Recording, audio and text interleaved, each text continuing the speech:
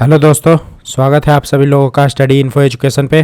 तो मैं हूं चंदन कुमार और अभी आप लोगों ने न्यूज़ सुन ही लिया होगा कि आईएमएफ ने इंडिया की जो जीडीपी ग्रोथ रेट है इस फिजिकल ईयर के लिए उसको फोरकास्ट करके कट कर दिया है। 5.9% के आसपास लेकर आ गए हैं।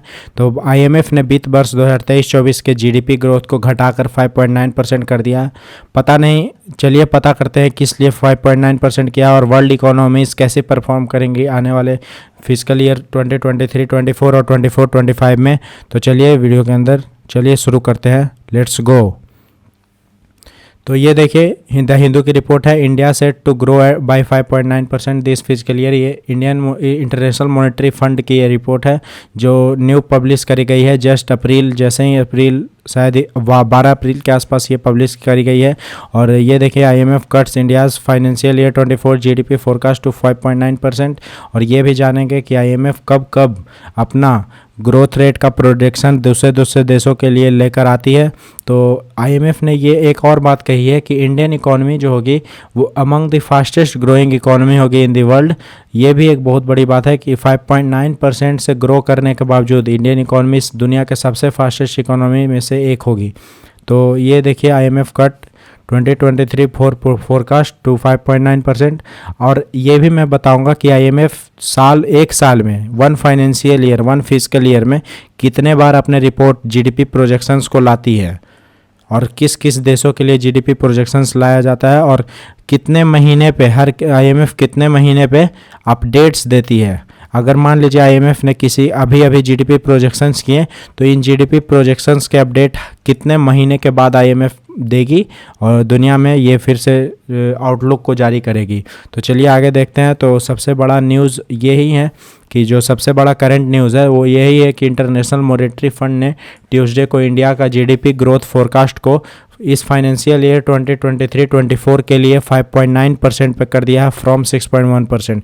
इससे पहले जब आईएमएफ ने जीडीपी प्रोजेक्शन फोरकास्ट किया था इंडिया के लिए तो उस समय 6.1% था और अब उसको घटाकर 5.9% पे लाकर खड़ा कर दिया है। तो और दूसरी बात ये भी है कि जो आईएमएफ की डिप्टी डायरेक्टर है एशिया पैसिफिक डिपार्टमेंट की, उन्होंने ये भी बताया है कि इंडियन इकॉनमी जो होगी वो सबसे फास्टेस्ट परफॉर्म करने वाली इकॉनमी होगी एशिया में। एशियन इकॉनमी सबसे फास्टेस्ट ग्रोइंग एशियन इकॉनमी होगी। और इस साल इस फाइनेंशियल ईयर 2023 और 24 में इंडियन इकॉनमी जो होगी वो one of the fastest growing economies in the world होगी। एक चीज़ ये भी है, जबकि इंडिया की इकॉनमी सिर्फ 5.9% के रेट से ग्रो करेगी, फिर भी इंडियन इकॉनमी दुनिया के सबसे फास्टेस्ट ग्रोइंग इकोनॉमीज़ होगी और एशिया की भी सबसे फास्टेस्ट ग्रोइंग इकोनॉमी होगी। ये सबसे बड़ी बात है। तो चलिए आगे वीडियो को देखते हैं। तो पता होगा कि इंटरनेशनल मॉनेटरी फंड एक संस्थान है जो कि हर साल अपना हर 6 महीने पे ये हर एक साल में ये अगर आप यहाँ पे देखें कि जो वर्ल्ड इकोनॉमिक आउटलुक को जारी करती है, ये आईएमएफ हर साल 2 बार पब्लिश्ड ट्वाइस अ ईयर, ये साल में 2 बार वर्ल्ड आउटलुक इकोनॉमिक आउटलुक को जारी करती है और साल में 4 बार इसकी अपडेट्स देती है। ये हर 3 महीने पे अपडेट्स देती है और हर 6 महीने पे आउटलुक को जारी करती है। तो आपको अभी पता चल गया कि आईएमएफ हर 6 महीने पे वर्ल्ड इकोनॉमिक आउटलुक को न्यू आउटलुक को पब्लिश करती है और हर पब्लिश करने के नेक्स्ट 3 मंथ के बाद इस जीडीपी ग्रोथ प्रोजेक्शंस जो अभी किए हैं 12 अप्रैल को उसका अपडेट देगी after 3 months from April May June and then July. ये अगस्त के आसपास इंटरनेशनल मॉनेटरी फंड जो है वो फिर से इस इकोनॉमिक आउटलुक का जो अभी 11 अप्रैल को पब्लिश किया गया है उसका अपडेट देगी, जो कि वो 3 महीने के बाद देती है। और ये हर 6 महीने पे नया इकोनॉमिक आउटलुक जारी करती है और हर देश के बारे में नया जीडीपी ग्रोथ प्रोजेक्शंस करती है। और आगे बताने वाली ये भी बात है कि आईएमएफ ने जो पूरी ग्लोबल जीडीपी जो बताया है वो सबसे बॉटम जीडीपी ग्रोथ रहेगा इसी साल रहने वाला है, जो कि 2.8% पे आकर रह गया है, वो सबसे बिलो है। और उसके बाद नेक्स्ट ईयर से ये राइज करना चालू करेगा धीरे धीरे और 3% प्लस पे राइज करने का अनुमान लगाया गया, आईएमएफ के द्वारा प्रोजेक्ट किया गया है। और ये भी बोला गया है कि जो ग्लोबल ग्रोथ होगा, जो ग्लोबल जीडीपी ग्रोथ रेट रहेगा, वो दुनिया में सबसे कम, सबसे बॉटम यही साल करने वाला, जो कि 2.8% के ग्रोथ रेट से रिकवरी होगा दुनिया के इकोनॉमीज़ की। और ये भी बात है कि इसकी मेन रीजन्स क्या है, तो इसकी मेन रीजन्स यही है कि वर्ल्ड इकोनॉमीज, जितने भी वर्ल्ड इकोनॉमीज़ हैं दुनिया में, वो बैटल कर रहा है डिफरेंट क्राइसिस से। लाइक 2020 में 19-20 में अगर देखिएगा आप, तो कोविड-19 पैंडेमिक आ गया, उससे चाइना से लेकर सारे जगह के सप्लाई चेन डिसबैलेंस हुए। उसके बाद रसिया यूक्रेन वॉर आने के बाद कमोडिटी प्राइसेस बढ़ने लगी। तो अलग अलग जो क्राइसिस जो स्टार्ट हो रहे हैं, यूएस चाइना के बीच में कोल्ड वार चल रहा है, यूएस चाइना के बीच में ट्रेड वॉर भी चल रहा है। तो अलग अलग क्राइसिस जारी है। और आईएमएफ ने ये एक चीज़ और भी कही है कि चाइना के बारे में, कि चाइना का जो ग्रोथ रेट होगा वो इस साल एक्सेलरेट करके 5.2% पे आ जाएगा, जबकि पिछला साल 3% के आसपास था। और नेक्स्ट फिजिकल ईयर में 4.5% के आसपास रहेगा। इसका मतलब कि चाइना में जो कोरोना आया, जो नवंबर के आसपास जो चाइना में लॉकडाउन्स लगे हुए थे, उससे चाइनीज़ इकोनॉमी कॉन्ट्रैक्ट नहीं हो पाई। और चाइनीज़ इकोनॉमी ने बहुत जल्दी ही लॉकडाउन्स को ओपन करा, और रीओपनिंग के बाद बम्पी रीओपनिंग हुआ, और ग्लोबल ग्रोथ में इसका जो हिस्सेदारी था वो संभाल कर 5.2% के आसपास चाइना के जीडीपी रहेगी इस फाइनेंशियल ईयर में। और नेक्स्ट फाइनेंशियल ईयर में प्रोजेक्शन किया जाता है 4.5%।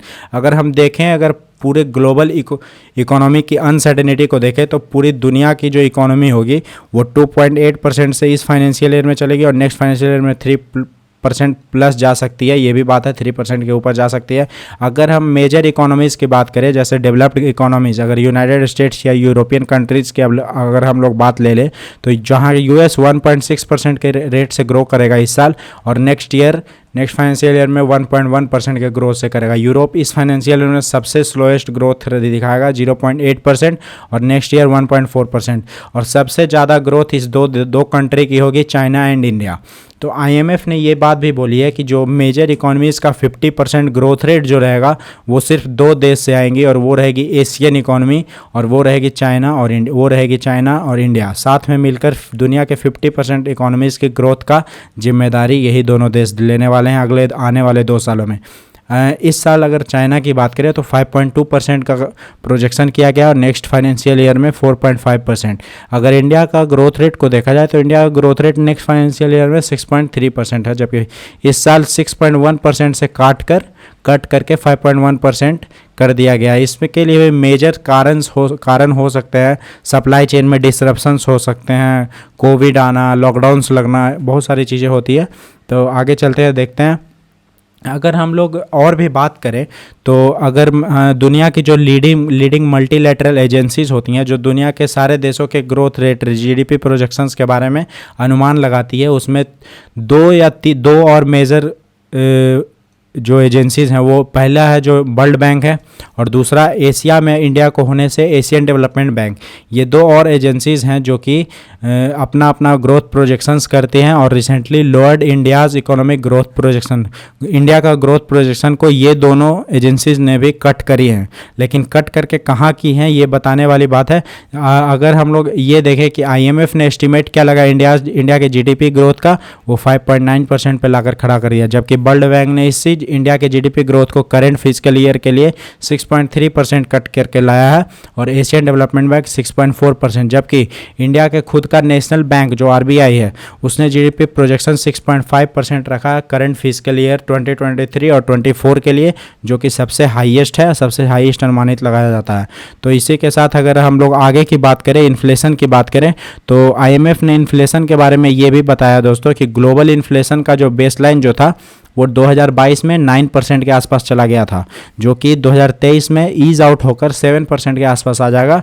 और बाद में अगर 1-2 साल की और बात करें तो उस 1-2 साल के अंदर जो कमोडिटी प्राइसेस हैं, जो कि कोर इन्फ्लेशन जो होती हैं, वो धीरे धीरे डिक्लाइन करेगा, और डिक्लाइन करके 2025 तक ईज आउट होकर मेजर मतलब डिक्लाइन करके इन्फ्लेशन रिटर्न आ सकता है, कम आ सकता है।